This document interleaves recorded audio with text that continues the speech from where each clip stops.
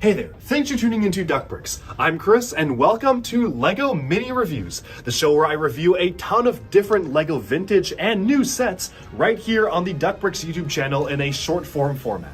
So I have a ton of Bricklink orders to get through as well as just associated LEGO purchases, and I figured instead of making a mega video where I go through every single one that's hours long, why not break it up into separate mini reviews? And so in addition to our normal 3 videos a week schedule, be sure to stay tuned for a mini review dropping every single day where we do not normally have a standard video releasing. I hope you enjoy, and let's jump right into our first pick. We have one of the original LEGO Batman sets, the Tumbler Joker's Ice Cream Surprise. So this was not any Comic-Con exclusive. There really isn't anything too rare about this particular build, other than the fact that it was part of the original LEGO Batman line, which for whatever reason has skyrocketed in value, maybe because they weren't too popular when they first came out, but I guess nowadays everyone wants the older LEGO Batman sets. So you want to get nuts? Let's get nuts, because the Bricklink price for a used copy of this build is $200 for the full set, used, not even sealed or anything, used. Which I think is absolutely nuts, because this is not worth $200. Now granted, it did come with an additional side build that I literally had zero interest in. It was Joker's ice cream car. It was just a little ice cream truck. It can't have equated to more than just a few pieces in the set. It really was kind of just the side build of the set. So personally, what I wanted to do was, I really only cared about getting the tumbler itself. So I figured, why not just buy all the pieces to the tumbler from LEGO Bricks and Pieces and supplement the few that weren't on Bricks and Pieces from Bricklink? And that's exactly what I did. So right here you can see the tumbler. It cost me probably a fraction of the original price. I don't remember the official or final cost for all the pieces from Bricks and Pieces, but it was definitely under $60, $50 or so dollars. It was very, very low to just get this particular build. So under half of what it's selling for on Bricklink for sure, probably under a fourth as well, or around a fourth, which is kind of crazy to me, which is, again, why everyone should be using Bricks and Pieces if it ships to your country. So there is one caveat here. The original one did have stickers, this one does not. Thankfully, the sticker sheet can be purchased from Bricklink, which personally I just declined to get because I think the model is good enough without the stickers. If you really do want the stickers though, you can get the sticker sheet from Bricklink, and I do know of a few services that recreate LEGO stickers as well, so in case you don't want to shell out for the official LEGO sticker sheet, you can just go to one of those services. But to me personally, this is honestly just fine by itself, and I'm actually really impressed with the shaping of this model, especially considering how old it is. This is a set that was released at around 2007, 2008 if I remember correctly, so not the most refined build, but it definitely still very clearly is the tumbler and does a lot of things right.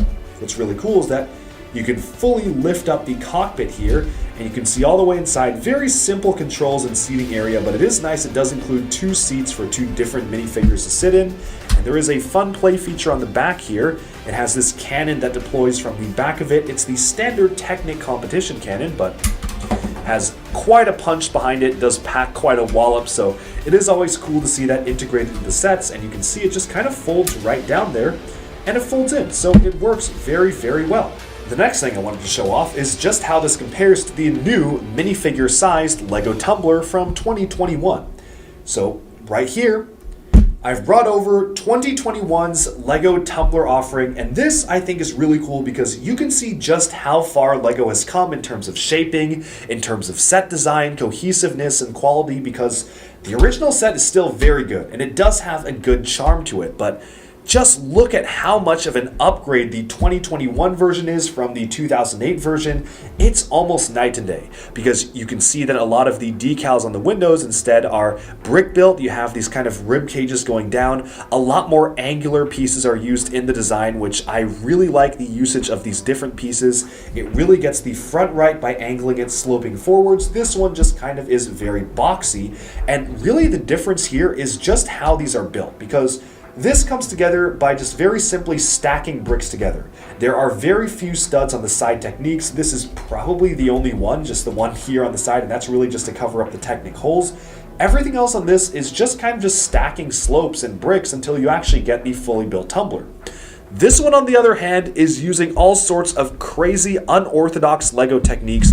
Even going to the back side, you can see that they really clearly attempted to showcase some of the hydraulics in the back here, the golden colored hydraulics, as well as the large jet exhaust in the back. And rotating onto the other sides, you can see just how well and fully armored up the newer version is compared to the older one. It just packs in so much extra detail and for approximately the same size. Now, of course, the new one is a little bit smaller than the older one, but it definitely makes up for it in terms of detail. And you can see both of them do have opening cockpits, although the newer one does open more realistically because it's not the entire windscreen opening up. Although I will say it's kind of cool to see all of the windscreen pop open for this one versus just the front hatch.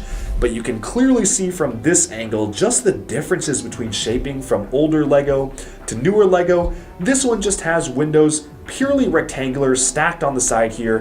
This one has them all at an angle, actually more accurate for the overall design. And closing this up again, just the top-down view is something that really impressed me with how far Lego has come. So I'm really happy with the new one, but I also think the old one is really cool to get, especially as a comparison to just show how far Lego has come, but still have a fantastic toy to play with. So this is great. This is greater, but I'm happy I was finally able to get this. I've been wanting this for a long time, but it made no sense to shell out $200 for something of this size, so thankfully, Bricks and Pieces came to the rescue once again.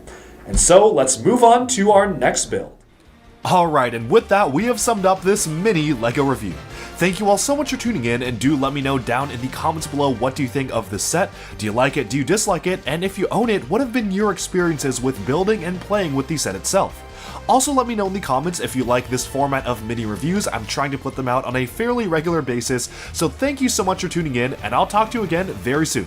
Like and subscribe for even more LEGO news, reviews, discussion, and analyses coming your way very, very soon.